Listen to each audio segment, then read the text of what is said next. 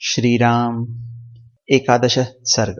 सुमंत्र के कहने से राजा दशरथ का सपरिवार अंगराज के यहाँ जाकर वहां शांता और ऋष्यशृंग को अपने घर ले आना। तदनंतर सुमंत्र ने फिर कहा, राजेंद्र, आप पुनः मुझसे अपने हित की वह बात सुनिए जिसे देवताओं में श्रेष्ठ बुद्धिमान सनत कुमार जी ने ऋषियों को सुनाया था। उन्होंने कहा था, इक्ष्वाकु वंश में दशरथ नाम से प्रसिद्ध एक परम धार्मिक सत्य प्रतिज्ञ राजा होंगे। उनकी अंगराज के साथ मित्रता होगी।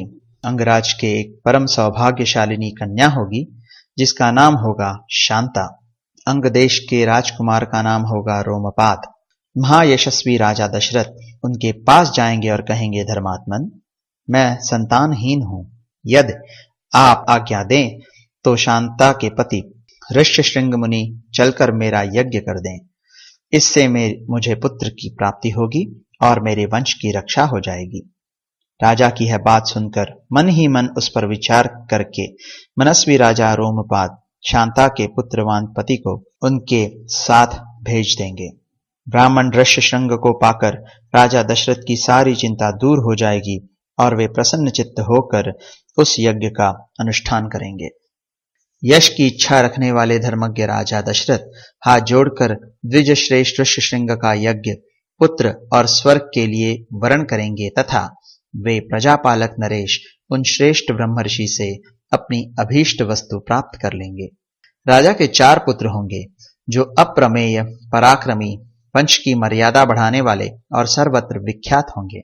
महाराज, पहले सत्य युग में शक्तिशाली देव प्रवर भगवान सनत कुमार जी ने ऋषियों के समक्ष ऐसी कथा कही थी।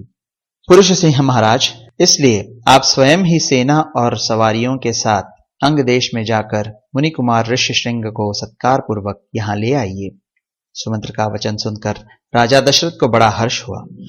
उन्होंने मुनिवर वशिष्ठ जी को भी सुमंत्र की बातें सुनाई और उनकी आज्ञा लेकर रानीवास की रानियों तथा मंत्रियों के साथ अंग देश के लिए प्रस्थान किया, जहां विप्रवर ऋष्यशृंग निवास करते थे।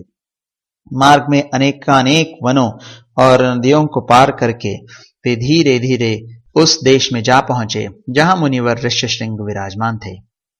वहां पहुंचने पर उन्हें द्विजश्रेष्ठ ऋष्यशृंग रोमपाद के पास ही बैठे दिखाई दिए। वे ऋषि कुमार प्रज्वलित अग्नि के समान तेजस्वी जान पड़ते थे। तदनंतर राजा रोमपाद ने मित्रता के नाते अत्यंत प्रसन्न हृदय से महाराज दशरथ का शास्त्रोक्त विधि के अनुसार विशेष रूप से पूजन किया और बुद्धिमान ऋषि कुमार ऋष्यशृंग को राजा दशरथ के साथ अपनी मित्रता की बात बताई। उस पर उन्होंने भी राजा का सम्मान किया।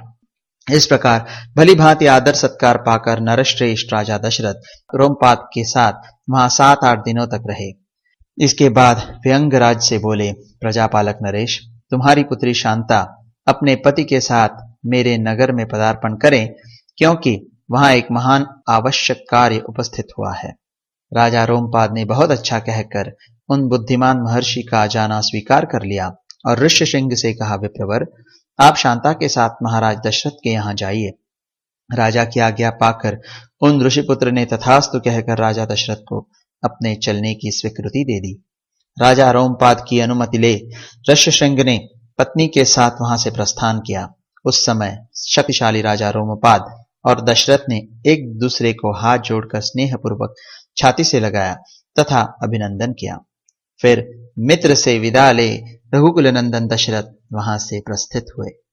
उन्होंने पुरवासियों के पास अपने शीघ्रगामी दूत भेजे और कहलवाया कि समस्त नगर को शीघ्र ही सुसज्जित किया जाए, सर्वत्र धूप की सुगंध फैले, नगर की सड़कों को झाड़ बुहार कर उन पर पानी का छिड़काव कर दिया जाए तथा सारा नगर ध्वजा पताकाओं से अलंकृत हो। राजा का आगमन सुनकर पुरवासी बड़े प्रसन्न हुए। महाराज ने उनके लिए जो संदेश भेजा था उसका उन्होंने उस समय पूर्ण रूप से पालन किया। तदनंतर राजा दशरथ ने शंख और दुंदुभी आदि वाद्यों की ध्वनि के साथ विप्रवर ऋष्यशृंग को आगे करके अपने सजे सजाए नगर में प्रवेश किया।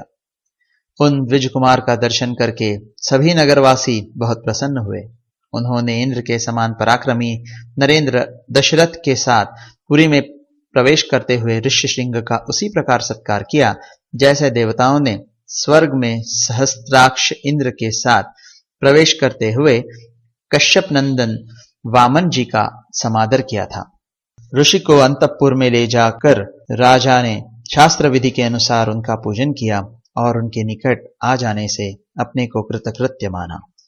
विशाल लोचना शांता को इस समय अपने पति के साथ उपस्थित देख अंतःपुर की सभी रानियों को बड़ी प्रसन्नता हुई। वे आनंद मग्न हो गईं। शांता भी उन रानियों से तथा विशेषतः महाराज दशरथ के द्वारा आदर सत्कार पाकर वहां कुछ काल तक अपने पति विप्रवर ऋषिशृंग के साथ बड़े सुख से रही। इस प्रकार वाल्मीकि निर्मित आर्ष रामायण आदि काव्य के बालकांड में 11वां सर्ग पूरा हुआ।